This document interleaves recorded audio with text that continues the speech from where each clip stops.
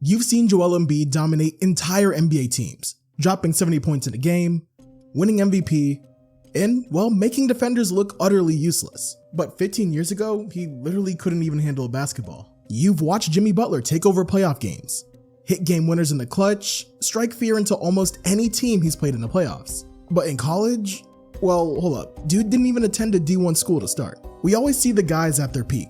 The all-star selections, the $100 million contracts, the MVP chance. On this free throw. Wait, but what about before all that? Before Ant was an all-star, he was just a kid in Georgia who lost both his mom and grandma to cancer in the same year. No dad in sight. In 8th grade, all he had left was his brother and sister, barely grown themselves, doing everything they could to raise their little brother. Before Embiid was MVP, he was watching YouTube videos trying to learn what a jump shot was. Before Butler was a 6-time all-star, basketball wasn't even his first priority. He needed to find somewhere to sleep first. Trying to survive came before trying to score. Everyone knows where they ended up, but let's know how they got there. Look guys, I'm usually breaking down entire draft classes, 30, 40 players, but even in those hour-long videos, I can only scratch the surface. There's just too many details and too many layers to each player's journey. But what if we slowed it down? What if instead of rushing through 40 stories, we took the time to tell one story right? Because before the draft, before the league, before any of that, there's a story that needs to be told. In the future, I want to sit down with the people who shaped these players, the coaches, the mentors, and the family members who saw it all. But for now, this is NBA players before the fame. When Anthony Edwards heard his name called as the first pick of the 2020 NBA draft, the ESPN broadcast showed him sitting on a couch, next to two hand-drawn pictures. One showed his mom, Yvette, and the other showed his grandmother, Shirley. And even though he lost them to cancer before he even reached high school, he wasn't going to let them miss the most important night of his life. My grandmother's right here, and my mother's right here. And the shirt that, with the collaboration I got my grandmother's name and my mother's name in my shirt, so they're with me at all times. Those two people, his mom and his grandma, are two of the driving forces behind the never-ending engine of Anthony Edwards, who carries them around literally every time he steps on the court. His grandma was the glue that Ant said kept everything together. She was the backbone. His mother was the bright smile who made everyone's day warmer. What's the minute you are? To never be too down about anything. That's why I'm always smiling. I'm always happy, so I got that from her. His mom got him Skittles and Snickers for good games, and she would run down the sideline as he broke away for touchdown, sprinting with him as he got to the end zone. And Ant, he did that a lot. See, growing up in Oakland City, Atlanta, Ant didn't really even play basketball. He was a star football player, a quarterback, a cornerback, and an unstoppable running back who received comparisons to Adrian Peterson in grade school. He legit looked like a grown man competing against middle schoolers in these highlights. Then in 8th grade, he broke his ankle, and well, that was that. When he returned from injury, he shifted all his attention to basketball. He got the bug from his big brother Bubba, playing in their grandma's backyard, and plus, he started to dunk. It wasn't long before he wrote future McDonald's All-American and future NBA player in black Sharpie on his bedroom walls. At first, grandma was pissed for messing up her walls, but she let the word stay. I mean, a kid's got a dream, right? Then that dream took a hit in 2015, a tragedy. Ant was 14 at the time, in 8th grade. His mom passed away from ovarian cancer. Months later, his grandma died of cancer too, leaving Anthony decimated. But he also felt a duty to them to achieve those dreams that he wrote in black Sharpie, the same dreams he promised them. I just kept playing basketball. Like, me and my brother told each other we weren't gonna stop playing basketball because of it, because we know that if they were still here, they would want us to keep playing. His older brother Antoine and his sister Antoinette became his guardian, and they gave him the support to thrive. Going into high school, Ant wasn't a small recruit, but he wasn't a big recruit either. He didn't have millions of views or 5 stars early on, so he went to work. Every morning at 5 a.m. at Holy Spirit Prep. Coaches couldn't keep him out of the gym. And yes, even then, he was an ultra-athletic guard who could fly by for tomahawks. And he worked relentlessly to fine-tune his jump shot. Heading into his sophomore year, he was a solid 4-star recruit. But he really shot up the following summer and won MVP of the nationwide Under Armour circuit after putting up 21 points per game. Then he took home co-MVP honors at Steph Curry's camp. He skipped a grade and enrolled in the 2019 class, where he instantly skyrocketed to the top player despite being one of the youngest. I mean, the guy had a 41.5-inch vertical as a 17-year-old at 6'5" and 220 pounds. Yeah. By his final year, he put up 29 points and 9 rebounds per game. He was McDonald's All-American and all the schools wanted him. I mean, we're talking Kentucky, Florida State, North Carolina. But Ant didn't choose any of them. He chose Georgia. Georgia, well, it's definitely not a basketball powerhouse. I mean, outside of Ant, can you name one other Bulldog in the NBA? Ant, he didn't care. He was drawn to the Dogs because of Coach Tom Crean, who coached NBA All-Stars like Dwayne Wade and Victor Oladipo. I bet this advice from Josh Smith helped also. And I kind of let him understand the importance of going to Georgia, being around his family, you know what I'm saying? You need to stay locked in. I didn't get a dime from that, you know what I'm saying? I'm a Georgia fan, so. But in my opinion, he wanted to live near his family after his sister had a newborn. It made him possibly the best prospect to sign with the Dogs in the modern era, at least since Dominique Wilkins. Go Dogs, right? Go Dogs, baby, go Dogs. Even as one of the nation's best players, he was a good dude. I mean, the way people talked about him, it really just jumped out to me in my research. There's actually one story about him taking his visit to UGA where he asked if he could bring one of his friends, but it wasn't to show off or anything.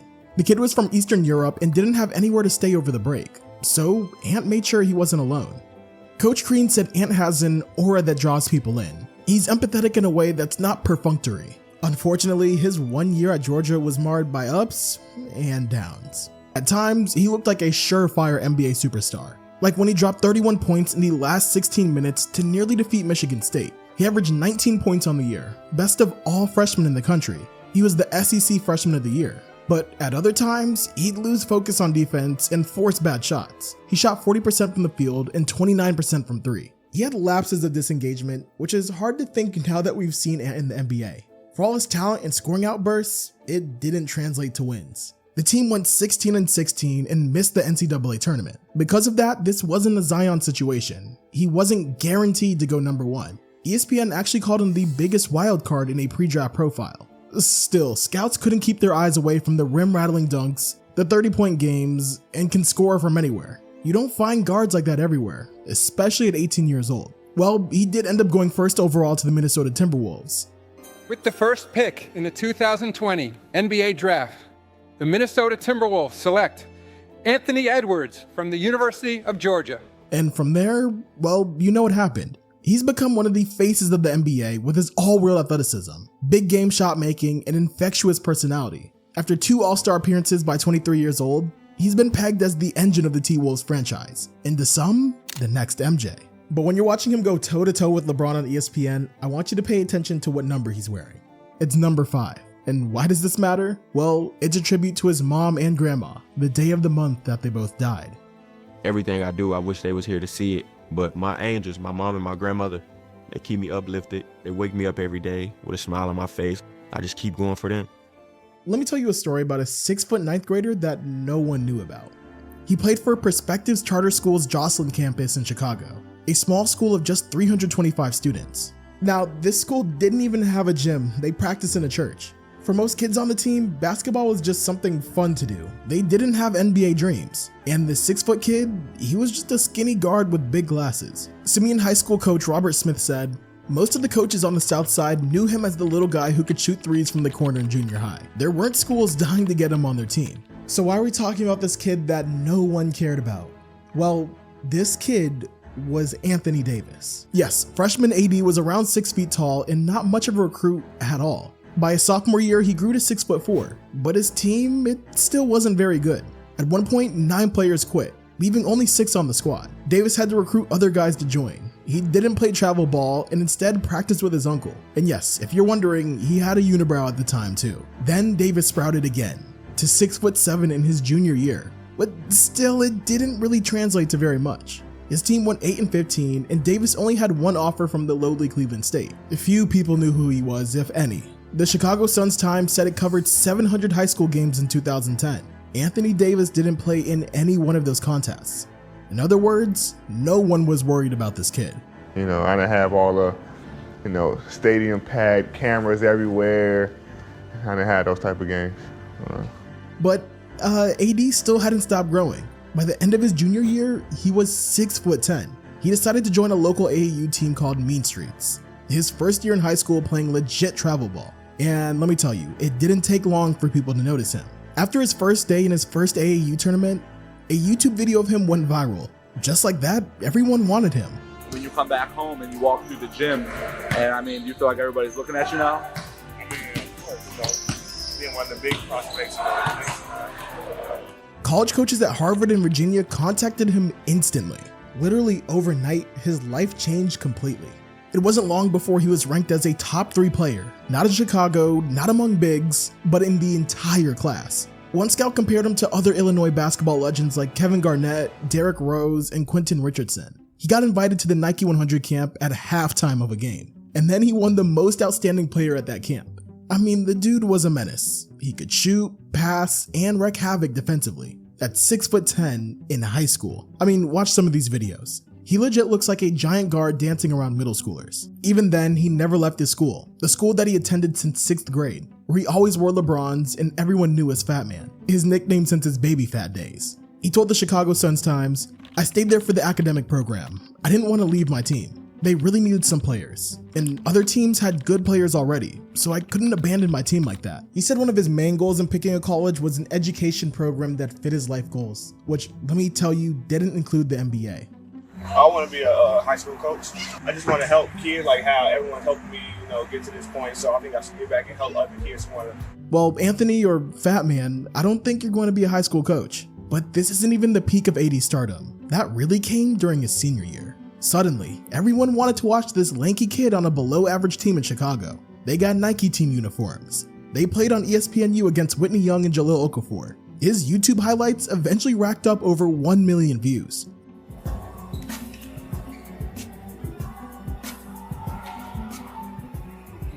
I never seen any of this before either.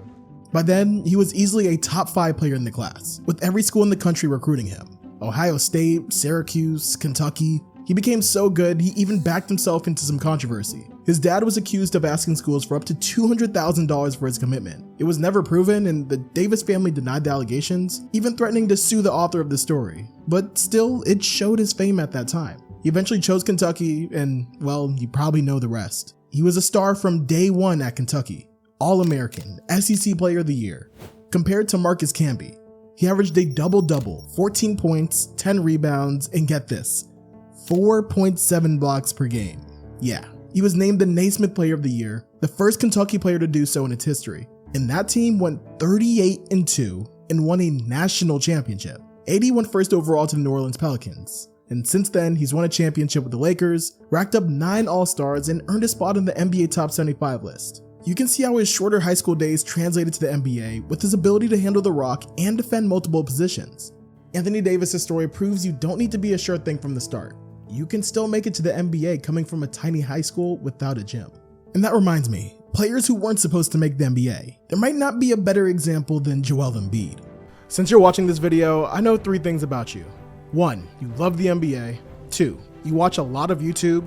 And 3, you've definitely heard of Raycons. And if you haven't heard of them before, well, you're about to learn. I mean, I knew about Raycon's products long before I ever considered being a YouTuber, and honestly, I used to wonder, are they really that good? Well, considering I'm doing a Raycon sponsorship now, it's safe to say I've picked my side of the fence. They're the most well-known wireless earbuds out there, partly because their ads are everywhere, and partly because they're actually that good. Well, recently, I've been using them while practicing, and I have to say, I'm impressed. To start, they have a 32-hour battery life that keeps you going for days. And if you forget to charge, no problem. Just 10 minutes of charging gives you 90 minutes of playtime, which is great because I'm definitely the type of person to do things at the last minute. Plus, the multi-point connectivity feature lets you pair with 2 devices at once. So switching between your phone and other devices you own is seamless. The active noise cancellation blocks out distractions when I need to focus. And awareness mode keeps me tuned into my surroundings, so even when my dad thinks I'm not listening to him talk because my earbuds are in, which happens more than you think, I can still hear him. They're sweat resistant, weatherproof, and incredibly comfortable. Perfect for any activity you could think of.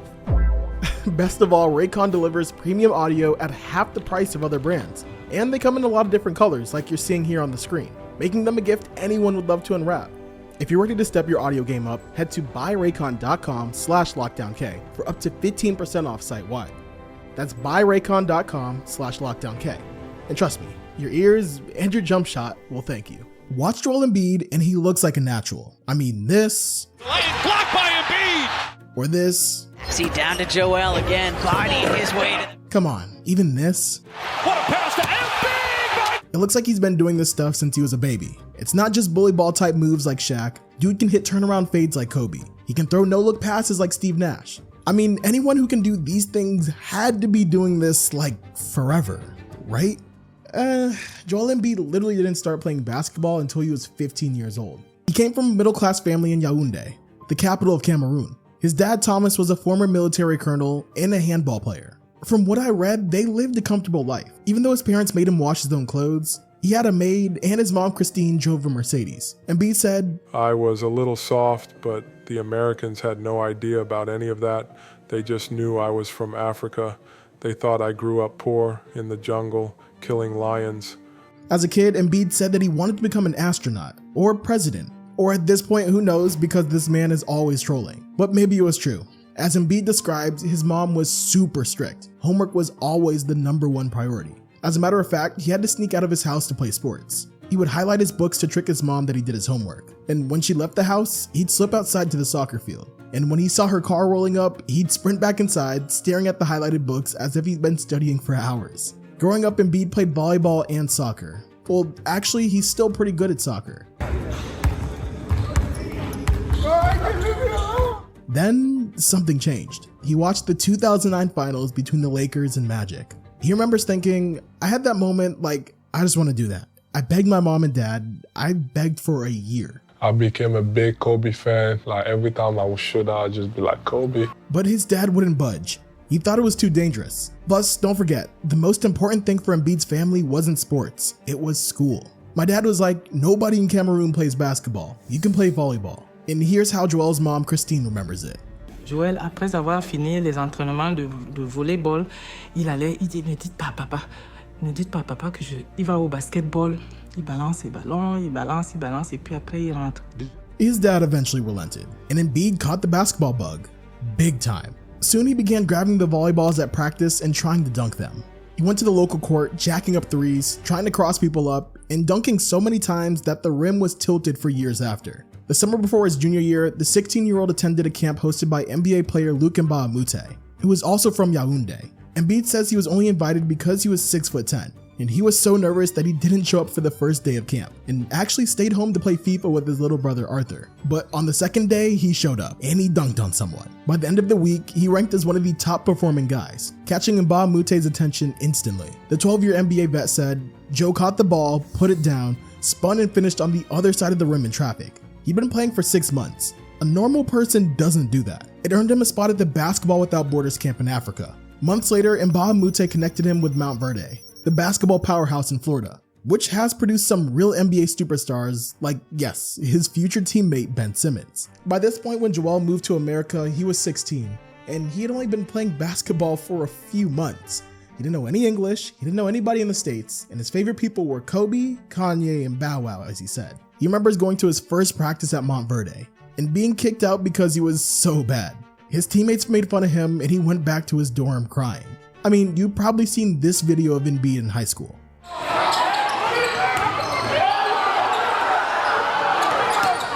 But he got better and better. And at one point, according to him, he searched up on YouTube the magic words: white people shooting three-pointers.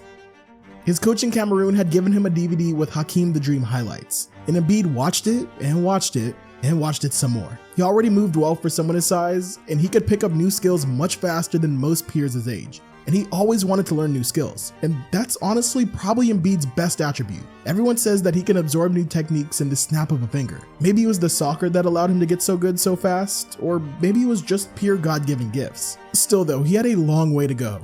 He was rail skinny without a ton of technical talent, even if his instincts were in the right place. OneScoutArticle.com described him as having some idea of how to play. Just watch this video from his JV year at Mount Verde. You can tell he doesn't know what he's doing in that video, but man, that's a smooth move for a basketball newbie. After a year at Mount Verde where he played mostly JV, he transferred to the Rock School, hoping to get more playing time as a senior. And it worked. There he helped lead the team to its first state championship in school history. ESPN ranked him as the 6th best player in the country. He committed to Kansas after advice from Mbah-a-Moute. There he joined a star-studded recruiting class beside Andrew Wiggins, who had been hailed as the next LeBron. Still, there were questions and growing pains. It wasn't abnormal to hear legendary head coach Bill Self yelling at Embiid. At one point, Embiid even asked to redshirt because he got dunked on in practice. Coach, like, I think I got a red shirt my freshman year, and then he was like, are you kidding me? You're going to be the #1 pick in 2 years. Well, both of them were wrong. Embiid went on to average 11.2 points, 8.1 rebounds, and 2.6 blocks. He was the Big 12 Defensive Player of the Year as a freshman.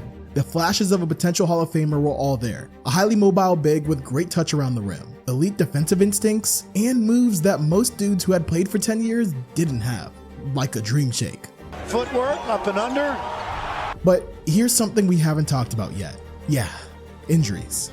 The injuries. So Embiid came into the NBA with some of those. He had a back injury during his time at Kansas, then a foot injury. It was unclear just where he'd go in the draft. Some saw him as the next Greg Oden. Talented, but red flags galore. Others saw him as the next Hakeem. I mean, NBADraft.net legit compared him to the Dream and Tim Duncan. Despite the injuries, he went 3rd overall to the Sixers. And maybe some of those teams that passed on him were right. He missed the first 2 seasons due to the foot injury. But then we know what happened. When he finally did get on the court, he dropped 20 points, 7 rebounds, and 2 blocks, breathing new life into a desolate franchise. It's just a breath of fresh air that they have some NBA talent on the floor like Embiid. Since then, he's been arguably the best player of the NBA, an MVP winner who has almost stamped their way to Springfield. Still, his career has been marred by injuries, constant injuries, and an inability to get past the second round. Wherever Embiid's career ends, I think it's important to remember where he came from, and just how lucky we are that he found basketball. Speak about lucky, let's talk about DeMar DeRozan. Long before DeMar DeRozan became one of the NBA's greatest mid-range scorers, long before he averaged 27 points per game and racked up 6 All-Stars, they called him the Blessed One. And it had nothing to do with basketball. It had to do with the C-section. So DeMar's parents had been trying to have kids for years. They endured multiple miscarriages and hardship. His mom, Diane, developed fibroids, a benign tumor, and growth on her uterus. But they didn't give up. Even though a baby seemed unlikely, it took lots of praying and an emergency C-section for DeMar to come around. That's why they called him the Blessed One. He was named after his uncle Lamar, who sent a Mother's Day card to Diane every year, way before DeMar even came around. He promised her, one day you're going to have a kid. But Lamar, a college football player, was shot and killed at 20. And that violence unfortunately surrounded DeMar as a kid in Compton. The Bloods and Crips gang war raged right outside his front door. His neighborhood was home to the Corner Pocket Crips, one of 200 sets in LA, and death was ever present. Multiple uncles were shot and killed. One more uncle was in jail for murder, and in high school, his best friend was killed on New Year's Eve. He felt like he went to funerals as much as he went to the movies. It wasn't just gang related. In high school, his grandmother and grandfather died within a week of each other. His mom said, "I thought he was going to stop playing basketball." DeMar talked about his struggles in an interview with former NFL player Ryan Clark. I had a lot of survivor's remorse with a lot of people I lost before I was even in college. But his family did everything in their power to make sure gang violence never touched him. His dad was a former linebacker who worked as a videographer for the city of Compton. His mother worked at a thermostat factory. His parents and people in the community kept him grounded. His mom's brother was a high-ranking Crip, and she told them not to mess with her son. Gang members wouldn't even let him around. They told him, "DeMar, you can't hang with us. You're going to the NBA." I was unique because even in the neighborhood I grew up in, a lot of people always steered me away from a lot of the negative stuff, you know, and they seen something in me that I probably didn't see in myself at the time. And it made him unbelievably driven. He never drank and never has. He didn't go to parties, he just hooped. He said, "All that anger became my motivation. To run faster, to jump higher, to stay in the gym an hour longer no matter how tired I was." And of course, yes, the basketball. Well, he was a prodigy. His mom actually played tennis, but at one point won a Spalding basketball and a raffle at her job. And that was that. He loved basketball ever since. His dad was his childhood coach. He was tough, not afraid to curse or yell or tell his son that he needed to pick it up. They played one-on-one, but Frank never took it easy, swatting shots and pushing him around with his 6'4", 260-pound frame. They spent hours studying the game, watching decades-old VHS tapes of Dr. J, Magic, and MJ. DeMar looked up to his father, the person who molded him into the man he became. Frank was his biggest fan, wearing custom t-shirts or jerseys on game day that read DeMar's dad, and he never missed a game. DeMar even said, "My dad was everything." By 12, hoopers knew about DeMar. He was dunking so much that his family started carrying around his birth certificate to games. He was 6 foot tall, even by middle school. Growing up in LA, he got introduced to a number of stars too. He was invited to Kobe Bryant's basketball camp, and Kobe would later let him attend his workouts and even join in. Sam Cassell taught him his iconic pump fake, and actually DeMar met Cassell through an ex-gang member turned community activist. Here's DeMar talking about what Cassell taught him. I was 15 years old, 16 years old, and he always used to break down a pump fake to me. It's like, man, you get to the spot, you know, you hit him up with this, you hit it with it again, they don't jump, and you just shoot over them. But the hardships, well, they didn't stop. When DeMar was 12 years old, his mom was diagnosed with lupus, a chronic, painful autoimmune disease where your body doesn't attack incoming infections, and instead it actually attacks your own healthy tissues, causing a multitude of problems. Then his dad had a stroke while driving DeMar in 7th grade. He told DeMar, "I can't die. I can't die until I see you make it." And well, he didn't die, and he saw DeMar make it. At Compton High School, DeMar averaged 26 points per game as a freshman. He became a McDonald's All-American and was ranked as a top 10 recruit, choosing to stay home at USC. I think people forget just how tough his Ball is Life tapes were. I mean, he was going viral before going viral was a thing. Just check out this clip.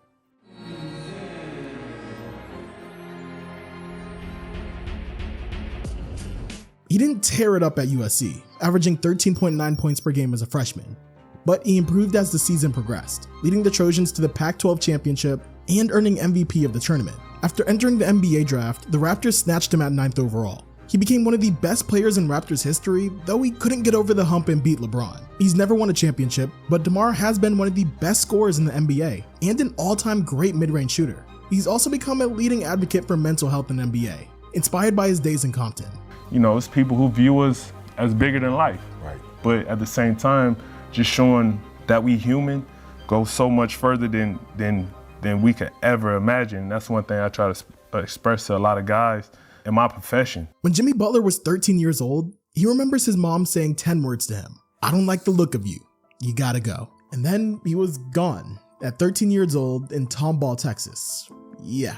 Throughout high school, he lived in one house, and then another, and then another. Teammates, friends, whoever would take him in. It was that way for years and years until he became a senior. At this time, he was just starting to blossom as a potential college basketball player. But he didn't play AAU, and he wasn't ranked on scouting services. That's when he had a 3-point shooting contest with a kid on his high school team named Jordan Leslie. They became friends, and Butler started going over to his house to play video games or sleep over. With 4 kids and 3 stepkids, Leslie's mom, Michelle Lambert, wasn't so sure about bringing Butler in. At first, he stayed over once or twice a week, but it wasn't long before she finally gave in, and Butler joined their family, eventually calling Lambert Mom. Like I said, my senior year, I found a stable home that just kept me, not because they thought I would be anything in basketball or because I'd be here interviewing on ESPN, but just because they're good people and they do good things. With the comfort of a home, Butler broke out during his senior season, averaging nearly 20 points and 9 rebounds. Still, it wasn't enough. His coach at Marquette, Buzz Williams, remembers him ranked 73rd in the state of Texas. He chose to attend Tyler Junior College in Tyler, Texas, and as a freshman, he shined, averaging 18 points and earning honorable mention All-American honors. Again, he wasn't some big recruit. Actually, Buzz Williams said Butler never even took an official visit to Marquette. Marquette signed Butler based on the word of a former teammate at Tyler, and Jimmy faxed his commitment from a local McDonald's. At first, things didn't go so great. In his first year at Marquette, he didn't get major minutes, putting up just 5 points per game. The NBA? Dude was just trying to get tick on a D1 team. I've never been harder on a player than I've been on Jimmy. I was ruthless on him because he didn't know how good he could be. He'd been told his whole life he wasn't good enough. What I was seeing was a guy who could impact our team in so many ways, Williams told ESPN. By his senior year though, Butler followed Williams' prophecy. He averaged 15.7 points and 6 rebounds, leading the 11th-seeded Golden Eagles to the Sweet 16. By then, he had evolved into the player that everyone now knows, a go-to scorer who could handle the ball and lock down the other team's best player. He never ran from a battle. And yeah, remember that family, the Lambert family? Well, he still lived with them on breaks. When senior day arrived, he walked out with Lambert. He's brought more to us than ever we could bring to him. There it goes. I know Jimmy's joking and rolling his eyes in that video, but he felt the same way. He told ESPN, "I give her the credit for helping me become who I am. I love her. You would think that she gave me birth. I talk to her every morning. She's very loving. That's my family. That's Michelle Lambert. She's my mom." Despite Jimmy's senior year, he wasn't projected as a lottery pick by any means. A 4-year player who barely shot threes? Yeah, I'll pass on that. He didn't even climb up big boards until the pre-draft process, when he won the Portsmouth tournament MVP. It's also when his life story finally came out. Up until this point, few people knew about his journey. He swore his college coach Williams to literal secrecy. He didn't even tell his teammates. And people would ask me about it, but then I'd just be like, that's my family, simple as that. We go about our day. But in 2011, as the draft approached, he shared his backstory. How he had lived without a home or family for years. It all came out in a lengthy ESPN article. One NBA GM told ESPN, "His story is one of the most remarkable I've ever seen in all my years of basketball. There were so many times in his life where he set up to fail. Every time, he overcame just enormous odds." But Jimmy begged people not to feel bad for him. He didn't want it to cloud how they saw him. He said that his hardships didn't define him. His work ethic defined him. I wouldn't be the guy that I am today. I feel like the obstacles and everything I had to go through to get to where I am that made me who I am. He told ESPN, "There's nothing to feel sorry about. I love what happened to me. It made me who I am. I'm grateful for the challenges I faced." So yeah, that's the story of Jimmy Butler. He was drafted 30th overall by the Chicago Bulls. And yes, he started with little playing time. Sometimes I feel like a broken record. And then became one of the NBA's best players, who shows up to play on the brightest stages, who has single-handedly carried the Miami Heat team to the NBA Finals twice. Okay, maybe not single-handedly, but you get the point. And 13 years after he had that interview with ESPN, he still doesn't love talking about his journey. "It's been blown out of proportion," he said. At one point on the Bulls, he took out the rearview mirror in his car to remind him to never look back. He's rekindled a relationship with his biological mom and dad, who passed away during the 2024 season. He told Chicago Magazine at one point, "If I continue to be stuck in the past, then I won't get any better. I won't change. I'll get stuck as that kid. That's not who I am. I'm so far ahead of that." They call Jason Tatum Lil J. Big J, that was his father, Justin Tatum. So let's start there. His father was a hooper himself, a former star basketball player in St. Louis who won a high school state championship beside NBA wing Larry Hughes. At 6'7", 235 pounds, the power forward attended St. Louis University, where he averaged 8 points and 5 boards across his career, leading the Billikens to a Conference USA championship. Justin then flew overseas where he played in the Netherlands, even averaging a double-double and making an all-star team. But then, he gave up his basketball dreams, returning home to help raise his son. Jason, though, he had a complicated relationship with his dad, who became a father at 18. Justin was the first person to put a basketball in Jason's hands. He was Jason's first coach who showed him how to handle and pass the rock even as he grew taller. Though Jason lived with his mom, his dad was an ever-present figure in his life. Jason often visited him in the post-game SLU locker room and watched him play in the Netherlands. But he was really tough on Jason, like really tough, cursing at him, throwing things, telling him he was soft all the time. It motivated Jason to be better. It was also hard, and it made him want to quit many times. And I felt like he didn't like me as a kid. Because he was so mean to me. Jason lived with his mom, Brandy Cole, in University City, a suburb right outside of St. Louis, in the same house since he was a kid. His mom worked tirelessly to make ends meet. And let's put this in perspective. A few weeks after graduating from high school, she learned that she was pregnant with Jason. At the time, she was class president and set to attend the University of Tennessee on a volleyball scholarship. Instead, she stayed home to raise Jason, studying at the nearby University of Missouri St. Louis and working part-time at Singular Wireless. A good night's sleep for Brandy? Try 4 hours. When grandma was busy or they couldn't afford a babysitter, Jason often went to class with her as she studied to become a lawyer. I would go to class with my mom all the time. Undergrad was better. Okay. Law school was a little boring for me. But they also struggled to make ends meet. Some months, bills piled up and rent passed. Many nights, he had to walk 2 doors down to a neighbor named Donna to get dinner. She would give him a chicken pot pie, and he would eat the inside, and his mom would eat the crust. At one point, they had no furniture, and Tatum had to sleep with his mom. At another, they had no roof, and they had to settle for a blue tarp. Then came the moment. When Tatum was 11, he walked home to a piece of paper taped on his front door, an eviction notice. I remember getting groceries out the car and walking up. My mom went up first, and I remember she dropped the groceries. And I was like, "Mom, what's wrong?" And I walked up, and she just started bawling. And I seen that we had 30 days to get out. It ended up turning out okay after his mom got $10,000 from a law school friend. But Tatum's struggles only motivated him to work harder, to give back to his mom after all her sacrifices. I knew from early age that I needed to make it out because I needed to take care of my family. I needed to take care of my mom and my grandma. And from a young age, people knew that he was a special basketball player. He often practiced his jumper by shooting things into a grocery bag that his grandma held open. As a 5th grader, this dude literally averaged 25 points per game in an adult league. In middle school, he was practicing with his dad's high school team. He grew up playing basketball all across the city, but one notable location was the Wall Center. Located in North St. Louis, this regular old center is considered the city's mecca of basketball. We don't normally talk about St. Louis as a haven for hoops, but let me tell you, some really good ballers came out of this city. JoJo White, Ben McLemore, David Lee, Larry Hughes, and Bradley Beal. And if you were any good, you went through the Wall Center, where the best players competed. Jason grew up in the center of the basketball world. Larry Hughes was actually his godfather and even brought him to the Cavs games to meet stars like Kobe, Jason's idol. When the Cavs reached the finals in 2007, Hughes invited Jason to a practice, where the 9-year-old got to play one-on-one with LeBron James and Drew Gooden. So yeah, at a young age, Tatum knew what it took to make it to the NBA. And then there was Bradley Beal. Well, Beal was actually his babysitter, believe it or not.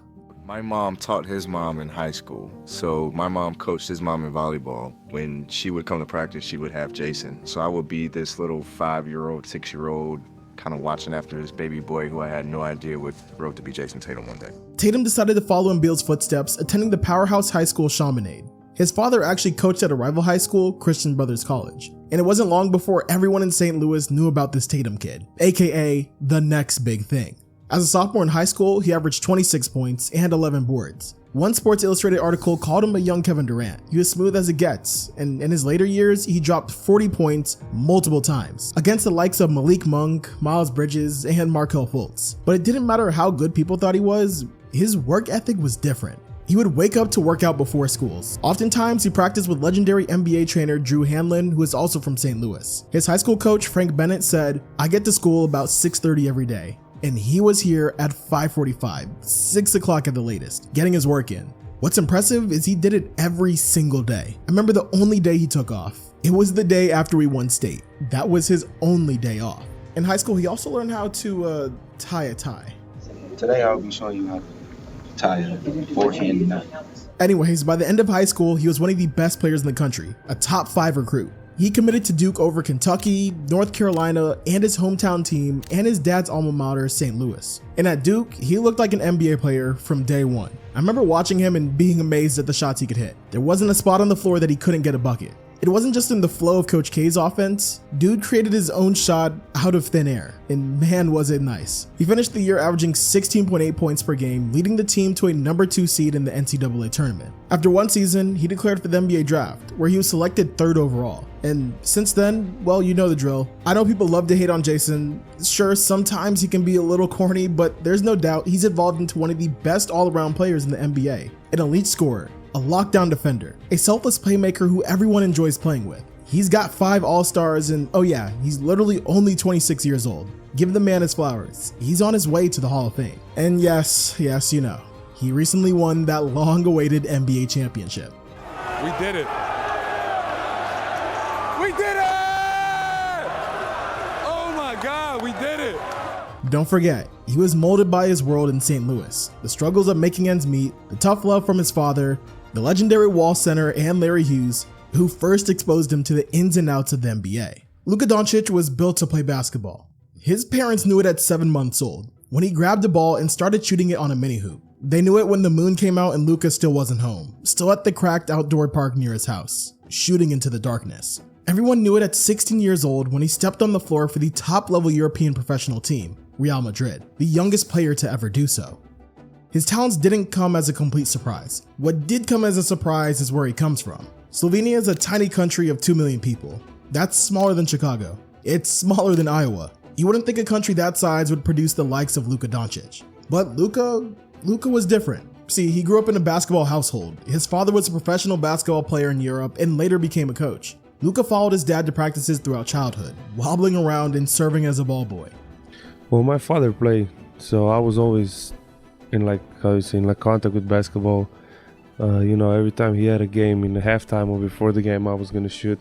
Here's even a picture of little Luka with his dad, and yep, you see it, Goran Dragic. When Luka was 8, his dad brought him to a workout. You know, with kids like his age. 16 minutes after it began, Luka was so good that they had to move him to play with kids years older than him. At 12 years old, he was already 6'2", commanding offenses, and according to ESPN, a walking triple-double. He was also, as ESPN said, a childhood prodigy. In a 13U tournament championship game, he dropped 54 points, 39 in the first half, 11 rebounds, and 10 assists to win. Bro literally nutmegged someone in this game, and then nailed shot after shot. I don't think I've ever scored a triple-double in leagues or rec basketball, let alone at 12. Like, dang, bro. Scouts were in the crowd at that championship game. One was Real Madrid. At 13, 13. Let that sink in real quick. The Spanish professional club offered him a 5-year contract. Luka, though, almost didn't go. I wasn't going to go. And then just one day I woke up and I say I want to go. But like for 6 months I was saying no. He decided to give it a try. His father was convinced by Real Madrid's development of another future NBA player, Nikola Mirotic. But like Luka thought, it wasn't easy. He was nearly 1,000 miles from his home. He didn't know the language. He had no parents or friends. He didn't know anyone there, period. And he nearly quit multiple times. But after a few months, he settled in and blossomed into one of the best players, not just in Spain, but around the world. Oftentimes, he played against people multiple years older than him. At 14, he won MVP of the Spanish U16 League. At 15, he played on the 18U and senior reserves team.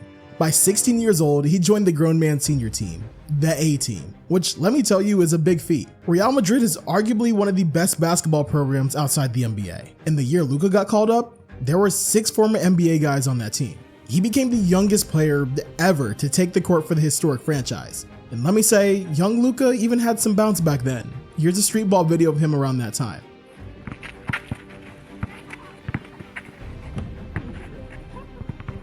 Next, he joined the Slovenian national team, shocking NBA players like Goran Dragic with his talents. He was 17 and just watching him at practice, oh my God. Yeah. He would make some passes that I don't even know how he was doing that. That year, at 18, Luka led Slovenia to a Eurobasket championship. He dropped 27 points on Latvia and Kristaps Porzingis in the quarterfinals. Then he put up a near triple-double against the powerhouse Spain and the Gasol brothers in the semifinals. They went on to win the championship. Luka earned all tournament honors, next to Goran Dragic, Pau Gasol, and Bojan Bogdanovic. Again, this man wasn't even in the NBA yet. It didn't stop there either. The next year, he started on Real Madrid's A squad and became their star. Over the course of the season, he averaged 16 points and 4 assists in the EuroLeague against the continent's stiffest competition. He won the Spanish League MVP and the EuroLeague MVP, the youngest ever for both accolades. He also dropped only the 7th triple-double in Spanish League history. Draft experts and media pundits crowned him as the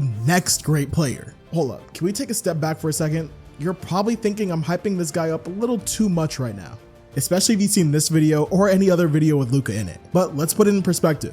You would think a player as good as young Luka might be ultra tall or ultra athletic, you know, like Joel or Zion. But Luka was neither. He wasn't fast or springy, or even an elite 3-point shooter, and yet he was still a prodigy. Dude just knew how to hoop, simply put. Okay, back to the story. So Luka went first overall, right? Well, no. Actually, he fell all the way to 3. And then he was traded on draft night from the Hawks to the Mavs. I guess some GMs were worried about his lack of athletic burst after all. We don't even need to talk about the some of the players taken above him. Marvin Bagley. Sorry. He was one of the best players in the NBA from the moment he stepped on the court, averaging 21 points as a rookie. Every year since, he's been on the All-NBA first team, leading his team to the NBA Finals in 2024. Despite criticism about his conditioning and his work ethic, and yes, he can be a little bit moody sometimes too, Luka Doncic will find himself on the Mount Rushmore of this era. But is that a surprise? No. People have known that since the day he was born.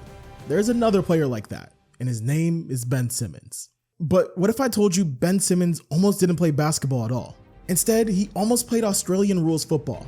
It's like American football, but different, and to be honest, I've never heard of it, and it's kind of a weird sport. The fields are like 150 to 200 yards in length. They're oval in shape. It has NFL-like field goal things, and there's hand passing and kicking and running around. I can't even start to explain. Anyways, Ben grew up playing Australian rules football. He was the ruckman, the tallest guy on the field, which ESPN compared to the center in basketball. A center who runs all over the field, sometimes covering up to 10 miles in a game. They have to do this version of a physical basketball tip-off too. He was so good that he won the equivalent of MVP of a junior league. A professional AFL player, Christian Petrarca, said this about Ben Simmons to ESPN. He was an absolute freak. He can jump, he could run, he could kick. He honestly would have been a top 5 draft pick had he stuck with football. But there was just one issue. Ben was a phenom at basketball. His dad, Dave Simmons, a Bronx native, played at Oklahoma City University, an NAIA school. He moved to Australia in 1989 to suit up for the Melbourne Tigers. Actually, one of his assistant coaches was Brett Brown, who would be Ben's head coach on the Sixers. Ben's mom, Julie, would actually later serve as a cheerleader for the basketball club. Ben was the youngest of 6 siblings, including a brother Liam, who coached college basketball and served as his shooting coach, and Emily, who was on the Washington State rowing team. He grew up in Blackbourn North outside of Melbourne. You might be wondering, he came from Australia? But hold up, there's actually a really good lineage of Australian players. Cleveland Cavs legend Matthew Dellavedova, Patty Mills, Andrew Bogut, former 5th overall pick Dante Exum, and yes, apparently the best defensive player in the 2024 NBA, Dyson Daniels. Sure, not stars, but NBA talent nonetheless. At 8, he was playing against 12-year-olds. At 15, he was 6'6", and so good that a high school team literally created a new 9th grade team to recruit him to the school. And as the year went on, he was still so good that they moved him up to the senior team. Even then, he was unlike any player of his age, flashing the ball handling and passing abilities that made him elite in the NBA. Despite being one of the tallest guys on the court, the hype didn't slow down. Despite being just 15 years old, he played on the 18U Australian team, beside Exum, losing in the World Championship game to the USA. He impressed at the 2012 Pangos All-American Camp in California. High schools from across the world came calling. One was Montverde, the basketball powerhouse in Florida that we mentioned earlier about Embiid. At first, his mom hesitated. After all, Simmons had recently left to go to the Australian Institute of Sport in Canberra, only to return soon after. But Simmons packed his bags and moved to the United States to attend Montverde. When he arrived, they begged him to shoot more. Simmons' father Dave told USA Today, Montverde coach Kevin Boyle wanted the same things.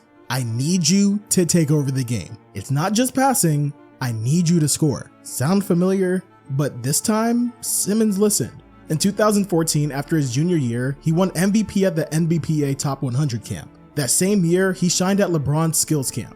LeBron even invited him to work out at 6:30 a.m. the next morning. You have an opportunity to be better than me, James told Simmons according to Sports Illustrated. As a senior, dude averaged 28 points per game, 12 rebounds, 2.6 steals, and shot nearly 71% from the field. Against the best competition in the nation, he won 3 national championships at Montverde, was selected for the McDonald's All-American game, and received the Gatorade National Player of the Year award. Now, I know what you're thinking. Did Ben Simmons shoot threes in high school? Well, the answer to that question, believe it or not, is yes. According to Max Preps, he shot 51 threes during his senior season and made 15. Hey, that's 29%, but still. Okay, still don't believe me? Check out these highlights. He was the #1 recruit in the country, compared to Magic Johnson and LeBron James. Shaq called him the best player in the world on Instagram. When asked about the top players of all time, even Barack Obama tweeted, "Love them all, but as a Bulls fan, got to go with MJ." And Baton Rouge just met LSU freshman Ben Simmons. Will be great. And Ben Simmons knew it too. To be the best, I don't want anyone to say anyone's better than me. I want to be the best player there is. During his sophomore year in high school, Simmons shut down his recruiting process. He chose LSU. But why would someone of his caliber pick LSU? I mean, can you name any LSU hoopers before him? I mean, you got Pistol Pete Maravich, obviously Shaq, but since then, that's all I got. I think Naz Reid came after. But LSU assistant coach David Patrick told USA Today that Ben's commitment was 20 to 30 years in the making. Pretty quick decision for me. I felt really comfortable on my visit there. I know Coach Dave Patrick, he's my golf. I know him since I was born. He was there. He played professionally with my dad.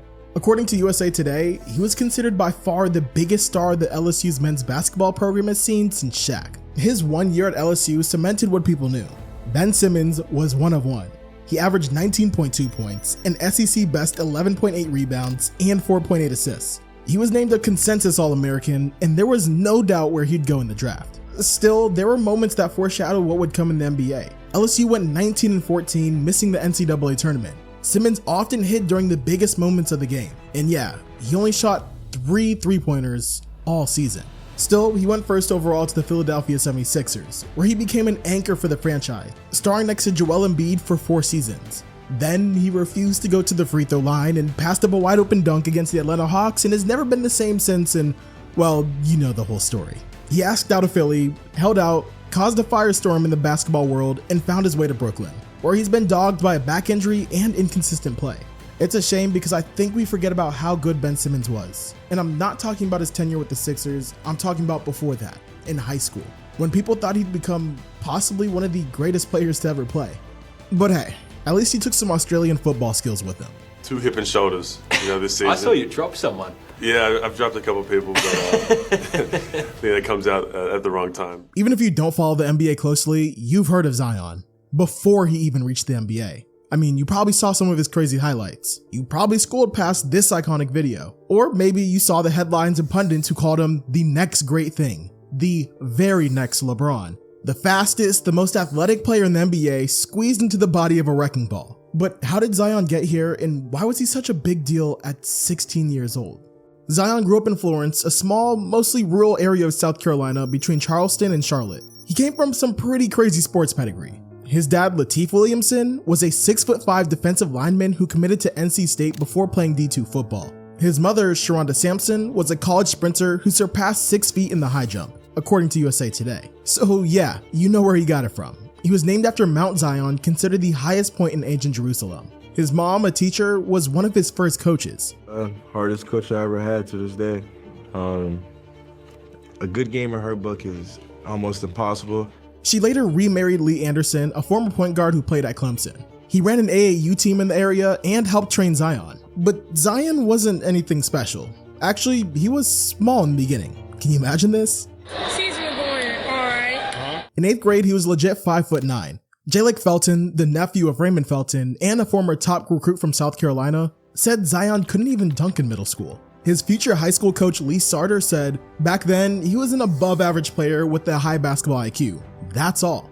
No one knew this would happen, but that didn't discourage Zion. By all reports, this man grinded. By 9 years old, he woke up at 5 a.m. to go through drills. His stepfather taught him PG skills to prepare him for being short, and his mom called him a pass-first point guard at the time, according to USA Today. Then he grew 5 inches to about 6'3", so fast that his mom had to ice his knees. He dunked for the first time in 9th grade, and then never stopped. In 10th grade, he shot up to 6'6". A USA Today article talked about him having a 46-inch vertical, which seems impossible.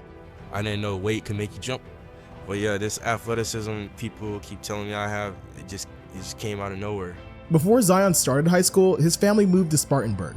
There, he attended Spartanburg Day, a school that basketball diehards now know, but never did before. This wasn't some powerhouse. And trust me, there were some powerhouses in upstate South Carolina that had produced the likes of Nick Claxton, Noah Clowney, and even Kevin Garnett. The private school only had 450 students, K through 12. His graduating class had 45 students. It was a school known for academics and definitely not basketball. But from the moment Zion arrived, he was the best player on the floor. As a freshman, he played guard, averaging 24 points. As a sophomore, after his growth spurt finished, he bumped his average to 28 points. He proved he could play against the best of the best too, earning MVP at the NBA Top 100 camp. He shot up scouting reports, becoming a top 5 5-star prospect. Still, few people outside of the basketball world knew about him. When videographer Donnie Bowie started shooting Zion videos for Ball is Life, he remembered barely 50 people were in the crowd according to ESPN. Then, his hype took off during his junior year. And the internet started to hear about this windmill, tomahawk dunking teenager who was so dominant that it looked like he was playing against children.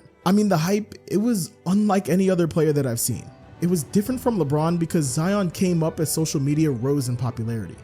He feels like one of those first players whose attention came from the insane YouTube highlight videos. Millions watched his tapes. At one game, more than 1,500 people waited in line. In the freezing cold, 3 hours before the game. Media outlets said he would win the NBA dunk contest as a high schooler. And of course, Drake rocked his jersey, propelling him to a whole different stratosphere of fame. Because after that, I went from number 12 at Spartanburg Day School to Zion. Oh yeah, and we can't forget famous Los's viral meme. Hey man, what group home they done found this little boy at? He was so popular that his mom's students would ask her if she knew about this high jumping kid, only to learn that it was her son. Still, he and his family made efforts to stay grounded. His mom took his phone at about 10 p.m. She only allowed him to watch each highlight video 2 times, once when it came out and once on the bad days. He chose to stay at the smaller Spartanburg Day instead of a bigger program, isolating him from the hype during school hours. He also loved poetry and poured his feelings out on the page. His high school teacher, Bill Pell, called him a hell of a poet to the Post and Courier. He talked about his poetry background with JJ Redick, actually. And I pretty much talked about all like the cons of, being in the limelight at such a young age. And then at the end, I was like, now what if I told you that was the same guy? By his senior year, he was dropping 36.4 points, 11.4 rebounds, and 3.5 assists per game. He scored more than 3,000 points and played against the top-ranked Chino Hills team on national TV. He was runner-up for Mr. USA Basketball Player of the Year.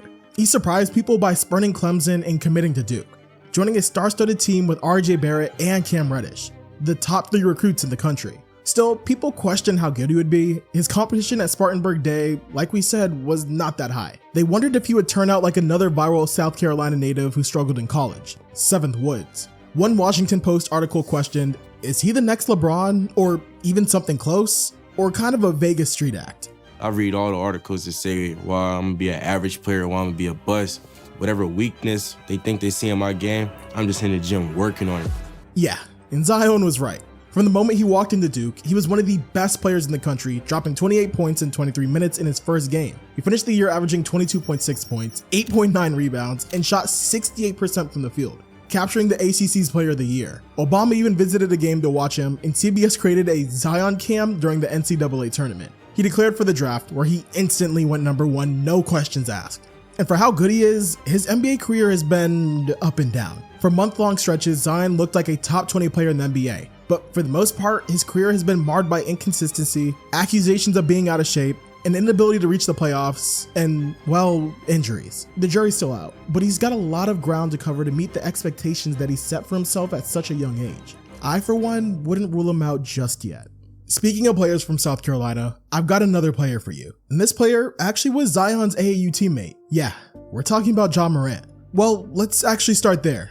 This is a quick aside. A few weeks ago, I learned that Ja's real name isn't actually Ja. His Grizzlies teammates didn't even know that. What's Ja's full name? Ja Morant? Demetrius Jamil Morant. Now for the misconceptions. People dog Ja Morant. And yeah, he's gotten himself into some bad stuff. Accusations of assault and videos of him holding a gun. It's led to lots of questions about Ja. Who is he? Where is he from? Well, we're here to set the record straight for that. Ja grew up in a small town near Sumter called Dalzell, about 45 miles from Columbia. This town wasn't even as big as Florence, where Zion is from.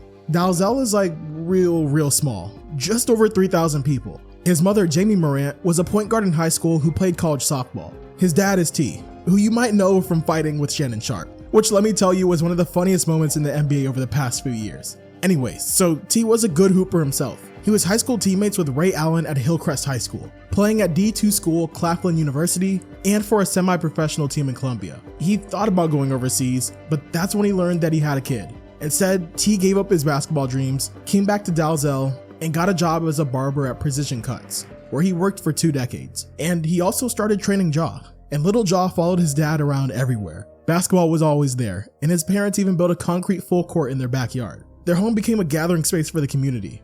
T hosted basketball camps for kids, and it wasn't abnormal to see 50 people back there going through skills drills, jumping on tires, and playing pickup. T would be off on the side cooking hot dogs and hamburgers, and they hosted games that became like the stuff of legend around town, according to the commercial appeal. When middle school arrived, Ja was 5'6". He spent hours with T, adjusting to life as an undersized point guard. They weaved through chair screens, learned step backs, ran with parachutes, and jumped onto tractor tires in their backyard, trying to boost his athleticism like Spud Webb. I was worried about his athleticism, because he wasn't dunking.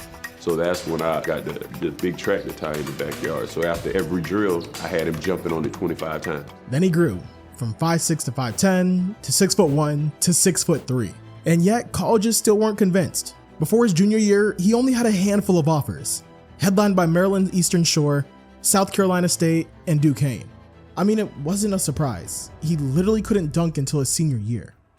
Nobody recognized me at all. I was just worried about the colleges and other people thinking like, am I good enough? Then Ja showed up to an AAU event in Spartanburg, which he almost didn't attend. By chance, during a moment to get a snack, a Murray State assistant, James Kane, wandered into a side gym where he saw this high-jumping kid playing 3-on-3, Ja Morant. His dad, T, sat on the sideline with a GoPro camera trying to catch footage. As Kane remembers, right then and there, Kane knew the rising senior was a special player. He instantly called Murray State head coach Mac McMahon. McMahon drove 3 hours from Atlanta to see this kid Kane was talking about. And after the first game, it was clear. Ja became Murray State's top priority. But they weren't the only ones who noticed. The weekend after they saw him play, Morant averaged around 40 points during an AAU tournament. Murray State thought that he might slip away because, well, the secret was out. During his last 2 years of high school, he averaged 27 points, 8 boards, and 8 assists. He dropped 47 in a huge rivalry game against Sumter, and he became the all-time leading scorer at Crestwood High School with 1,679 points. As we mentioned before, he also played AAU with Zion. Did you ever lose a game? Honestly, I don't remember too many losing. We had a great team, and most of the time we won by 20 plus. By early in his senior year, Ja had more than 15 offers, mostly from mid-major programs like UNC Asheville and Wofford. South Carolina was the only Power 5 school to give him a full ride. There was just something about Murray State though.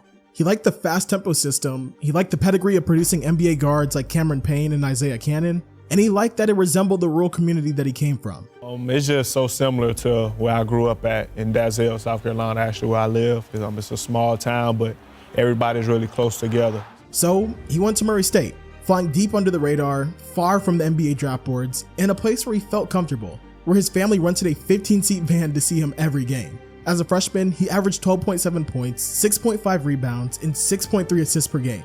The Racers went 26-6 and made the tournament as a 12 seed, but lost in the first round. That summer, Ja attended the Chris Paul guard camp, where he shined against star college players like Marcus Howard and Ty Jerome. That's when NBA scouts really started to take him seriously. And he took off. As a sophomore, he averaged 24.5 points and 10 assists, best in the nation and the first player ever to average 20 and 10. He dropped 38 points on Alabama. He led the Racers to the NCAA tournament again, where he had a triple-double against Marquette in the first round. Hammers it home. It's a jaw jam. He became a household name in the basketball world, popping out of the screen with moves that few humans in the world can make. The cockback dunks, a walking SportsCenter top 10 play candidate, and grabbing the ball straight out of the air for blocks. I'll probably say who I try to play like is Westbrook. He's my favorite player, and I just like how he play all around. He was drafted second overall to the Memphis Grizzlies, and his tenure, as you well know, has been shaky.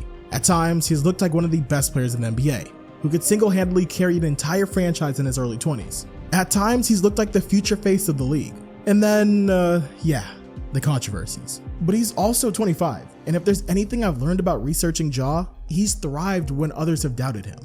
10 players, 10 different journeys. I want you to think about these players and their stories the next time you watch an NBA game. When you see Luka hitting a mean slow-mo jumper, I want you to remember where he did that first. When Jimmy leads a comeback, I want you to remember what drives him. When you make fun of Jason Tatum or Joel Embiid, I want you to remember what they endured to get there. Each one has their own story, their own families, and their own why.